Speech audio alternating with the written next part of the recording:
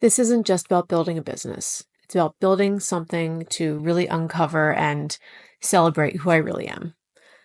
Hello, welcome to Unearth with Shelly Hughes podcast. I'm Shelly Hughes.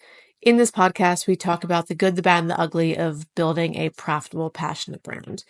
We talk about the wins, the losses, and obviously celebrations that go into really building a brand that you've always dreamt of. And, I wanted to talk about the real beginning of Nolia Roots. It's something that people have a lot of questions about. Why is Nolia Roots named the way that it is? How long have we been in business? And technically we've been in business for 5 years now, but really, this business has been in the back of my mind for a long, long time. I remember back when I was at my old company, I was building out a marketing department and additional revenue streams for content production company that I worked at. And, whenever I was there for about 5 years. And when I first started, the owner that, I really love that she asked this question. I asked this to my people is, what do you want to be doing in 1 year, 2 year, 5 years time?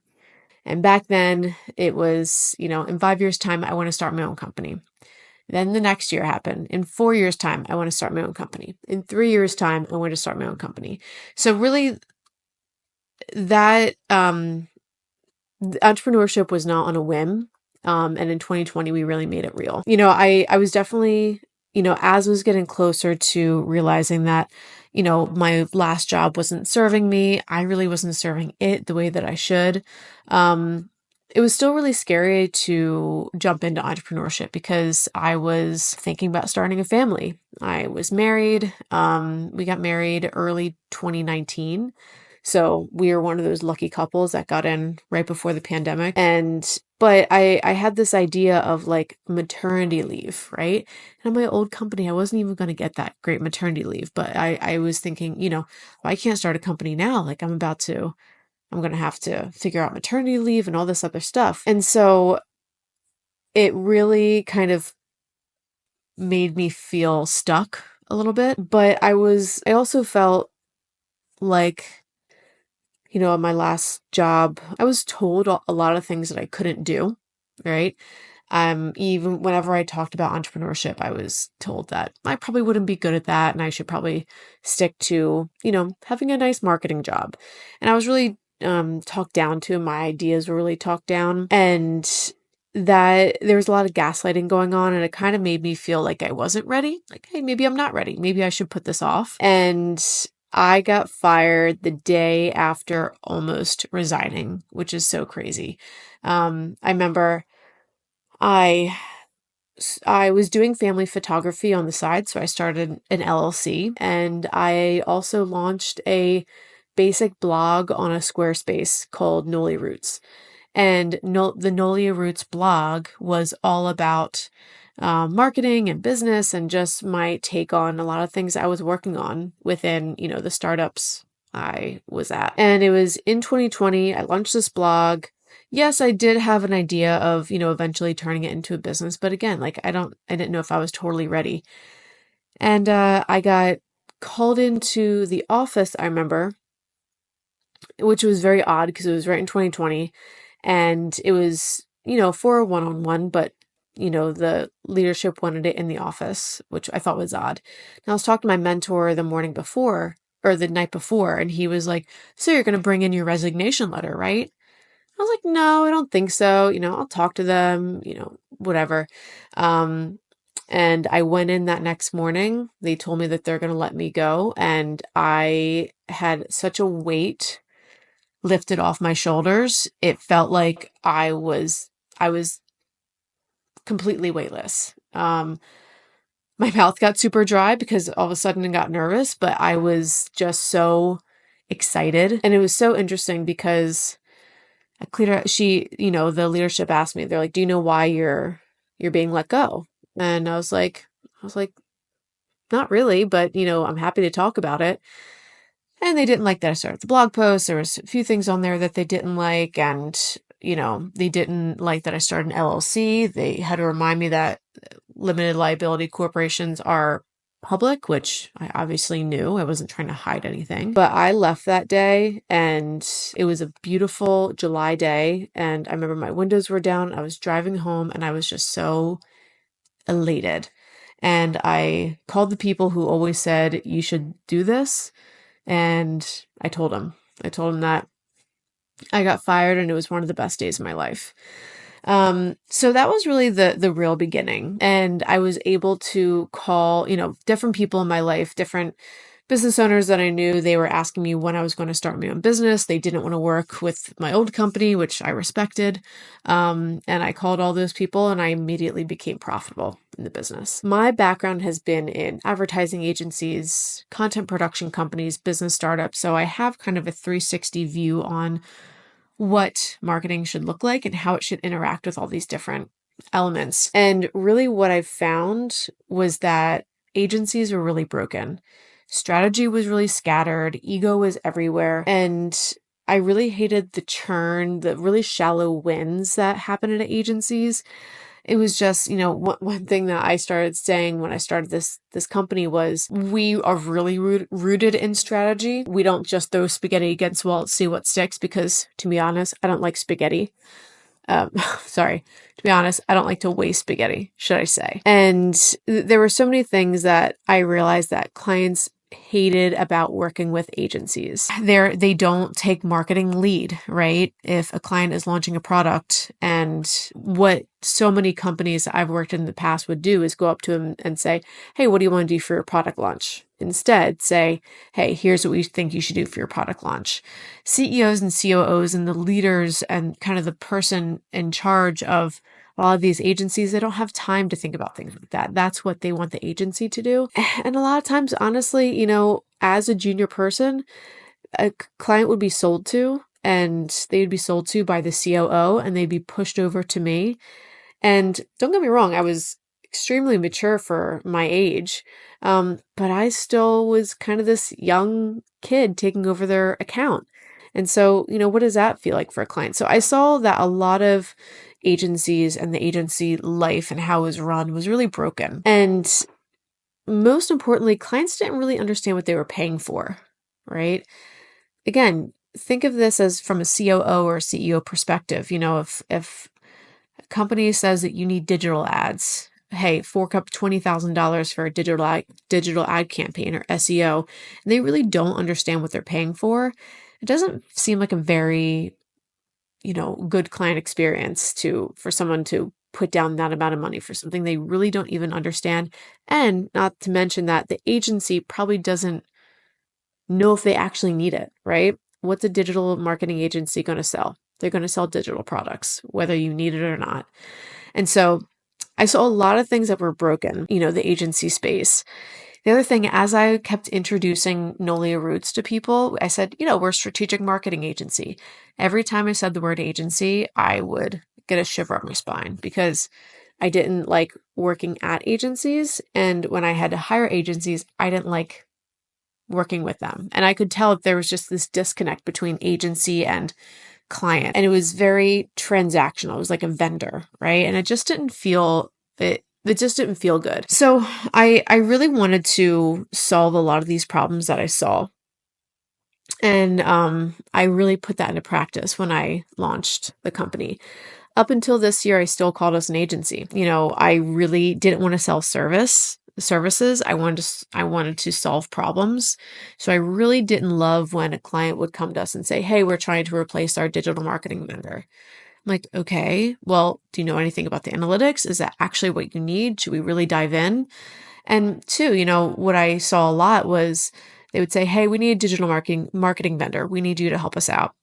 But I would look at their website and say, hey, I don't know if, how have your conversion rates been going? Because your website, just from the outsider's point of view, doesn't seem like, we can drive as much traffic to your website as can, but your website doesn't seem like it's going to convert very well, just plainly because of the user experience. So that has been really challenging from the beginning, especially when you first start to kind of tell clients ask for something and you have to tell them that's not what you want. And that's really hard to do in the beginning, because you're just trying to pay people. You're just trying to, give yourself a living. You're trying to get the best clients you can who really care about what you do and what they do and how they give back to their community. But there was a lot of times where I had to either deny a client, say, hey, I don't think we're the best fit, fire a client, just because we would not have been able to do our best work based on, the circumstances that we were given. So in addition, as I was building this company, I knew exactly the gap that we were trying to fill.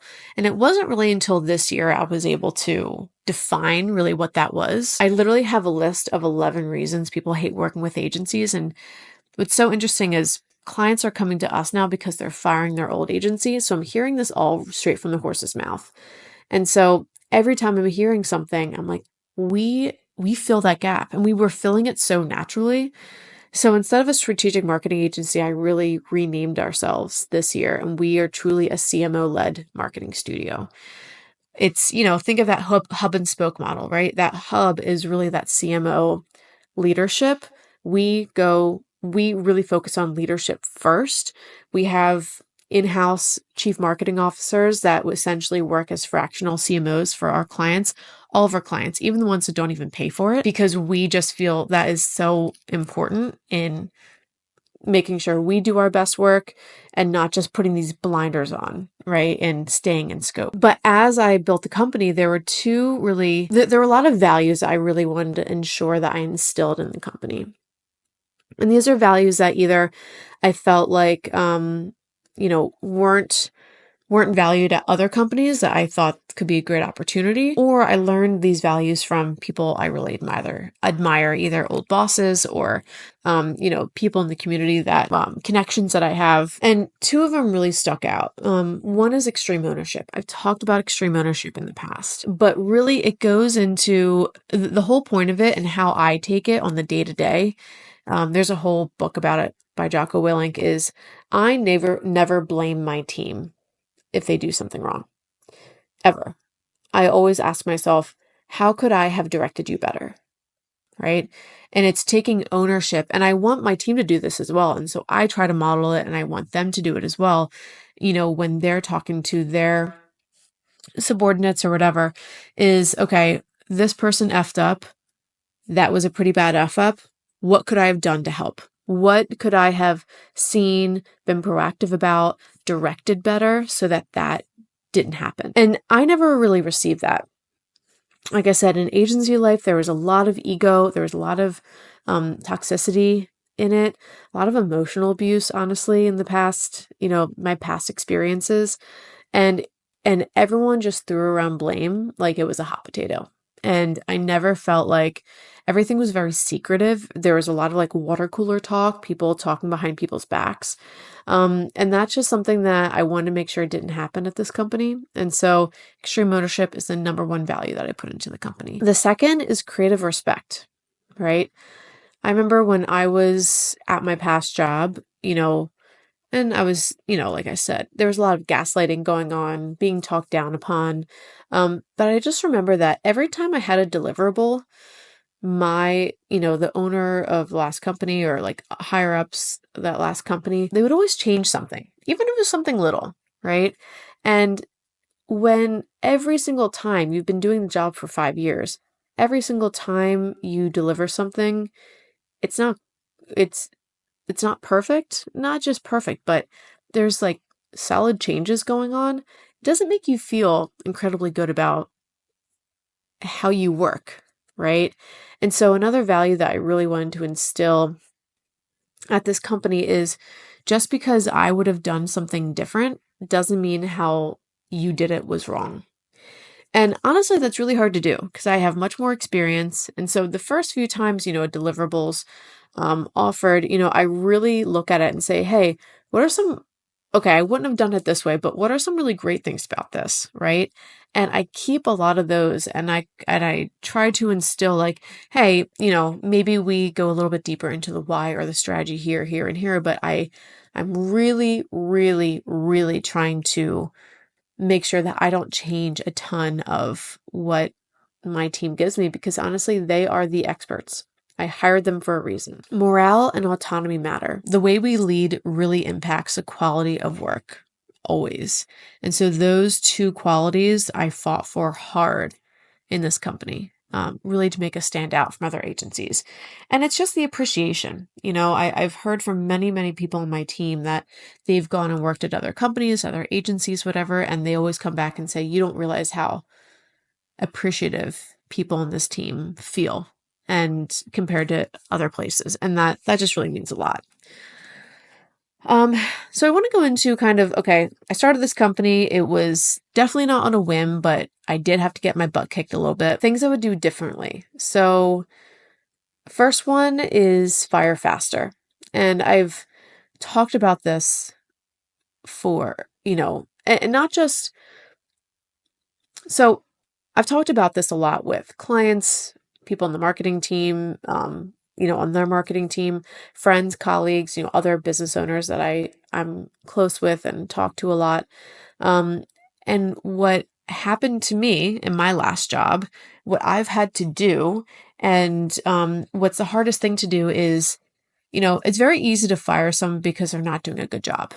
It's very, very easy. They're either not qualified or they did something terrible, and it's very easy to fire them. What's harder to do is firing someone when you know that their time at your company is up and they don't have the balls to quit. And that happened to me my last job. I was not serving it. It was not serving me. And I was scared and I had to get my butt kicked, right? Especially for more the junior people, I think it's really scary to leave a job. And so as a leader, one thing that I wish I did differently, especially in the very beginning, is fire faster. And not because someone isn't quote unquote good, but it's because they're really staying misaligned and it doesn't help anyone. So maybe they always want to work for a nonprofit, right? Or maybe they like their job, but it doesn't really light them up anymore, right? And so I've learned that great leaders don't just accept turnover, they invite it when someone is ready for their next thing. And so I wish I did do that differently starting off, is when I felt an ounce of disengagement or an ounce of disinterest, of course, I want to make sure that we are pushing to see how we can solve that. But the best leaders don't just expect their great people to leave. They want their great people to leave. Jeff Bezos, I think, keeps on people for 3 years or something crazy like that because he knows that they're going to get the best work out of people in those first 3 years. I'm not saying that at all. I would love to keep as many people as I can because I just love the people on my team. But really giving them a kick in the butt to say, hey, I don't think this job is serving you anymore. And I know you're not going to quit, so I'm going to do it for you, and I will give you the best recommendation I can. The other thing is overcompensating. Something I would do differently early on. I really operated on a hyper masculine energy level. I've always valued masculinity and masculine traits over feminine traits, even growing up. And I was a firstborn. I was always a go-getter. I was very much a get shit done kind of person. Very, logistical thinker, and I made friends with guys better than girls. It was just this whole thing. And early on, I really hyper focused on the masculine energy. Maybe I was overcompensating. Maybe it was just, some drive that I had when I was younger that just continued, into my career in the business. But one thing that I wish I would do differently, and what I'm actually still working on, is trying to work not just in the masculine, because that does have to come up for sure, but also find that divine feminine. And I haven't figured it out yet, to be honest. I'm still very much living in the masculine, and I don't really know how to get out of that 100%. I'm journaling and I'm listening to podcasts and I'm kind of learning about it. But for sure, having kids helped. I mean, so I go to an MMA gym. I train in judo and MMA and Krav Maga and, all these other things. And And, it's a very masculine room, right? And I remember both times after I had my kids, every time I got punched in the face in sparring, I would cry, which was very odd of me, right? I would welcome it before. But I think having kids really turned on that feminine switch, at least for a little bit, and allowed me to. I remember my word of the year a couple years ago was soft, which was completely different from everything that I ever told myself I should be. But it was I think it was when I had my first kid, and I just had to kind of accept that I was in this season of life. Um, and so that definitely helps, re exploring those feminine traits, nurturing, intuition, softness in energy.